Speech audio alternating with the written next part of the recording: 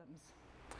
Now, one of the positives, one of the lessons to be drawn from history is actually even the deepest of crises can be moments for opportunity. They can bring ideas from the margins to the mainstream. So perhaps, just perhaps, this current political upheaval is in fact the catalyst that we've needed to embed a social purpose in our digital revolution. Because after all, digital revolution is not about apps and websites. It is about that shift from organizations and institutions to individuals and communities who now have those tools. They have the tools to create and to share and to organize. It's also about collaboration, doing things with people, with others, not just to them or for them. So surely the digital revolution is the opportunity to put people, and that's disadvantaged, the most dispossessed, the most vulnerable, at the heart of co-designing the development of new civic, social services and products. What we are looking at now is how to take advantage of that massive opportunity. It's going to take imagination and bold thinking. It's going to take an acute sensitivity to people's needs. It's going to take a widening participation so that we include the most marginalised from across the country. It's going to take genuine collaboration, and it's going to take commitment to cross-sector action. And that is what this event is all about. We have in this room representatives from the startups, from non-profits, from big tech companies, from government, from investments, from foundations and trusts. Let's explore together how we can realise those opportunities, but also importantly how we can overcome the barriers that prevent us driving social change at scale. Now, at scale, because there's no doubt, and we're going to hear many of them, compelling examples of how technology is being used to tackle social care and welfare and climate change and a whole raft of other social challenges. But there are still very few examples of approaches that have truly scaled. So why is that? What can we do about it? What examples do you all have of new civic social products and services that actually are making a difference to millions of lives? And what are the factors that have enabled that? Those are some of the questions that we're going to be looking at today. What we're encouraging everyone to do is challenge yourselves, challenge each other, and make a commitment, a new commitment to action, and find those areas for collaboration. And importantly, tell us what you think the next steps should be if we are to find those solutions that can scale in the way that technology can enable. Now, I'm disappointed because we do not have those Coldplay, Glastonbury, synchronized LED wristbands, but I am expecting nothing else but a metaphorical light show here today, because this is an extraordinary audience. So let's make use of so many pioneers in so many different sectors and disciplines, and be sure not to make this a talking shop, but really a stimulus for meaningful debate, for commitment to action. So what CAST is about? Our watchword is action. We actively accelerate the use of technology for social innovation.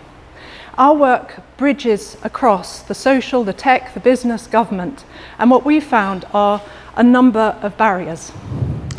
We found access to tech talent, access to the right kind of capital at the right time in a venture's development, access to markets when commissioners and purchasers are prone to be quite risk averse. We find that often contradictory, conflicting, unhelpful legal, regulatory structures, and still a fairly limited confidence when it comes to the third sector in using technology to transform their services.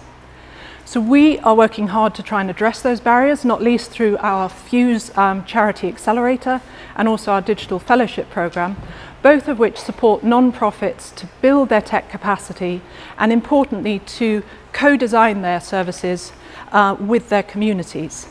Now, I can tell you we are pretty buzzed because it's really powerful to bring those fast development approaches of lean startups and then merge them with the reach, the reputation, the networks of established social organizations. That can bring scale at an incredible rate. But we're also continuing to work with early stage ventures and helping them to develop and grow. And we're building a network of tech developers who are interested in helping social enterprises, whether on a short or medium term basis, as volunteers, as mentors, and on a freelance basis. But please tell us what other barriers that you are finding and how together we can overcome them. Because everything that CAST does is in partnership and through alliances. So what we do is connect across the country, big business, the third sector, government, investors. And many of the people here today are organisations that we've collaborated with who have contributed to what is now a burgeoning tech sector.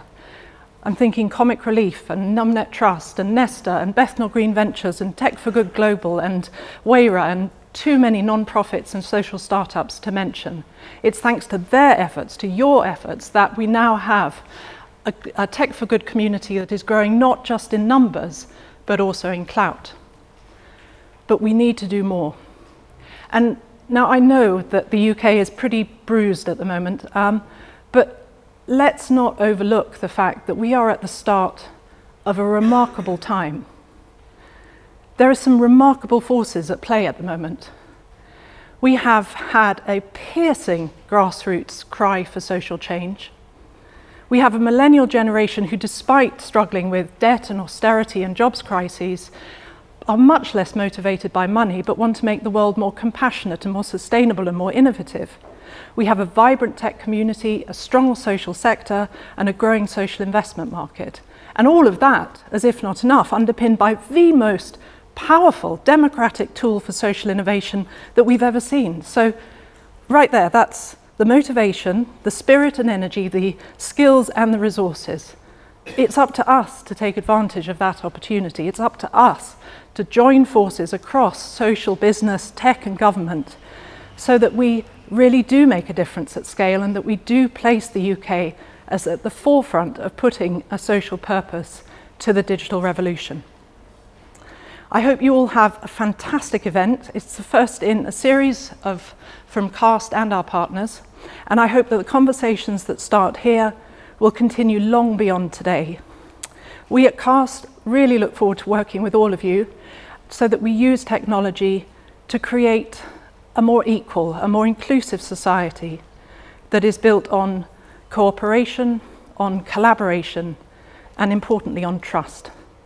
Thank you very much for listening. I'm now going to hand over to my co-founder, Dan Such, who is going to lead us with an extraordinary panel session. Thank you.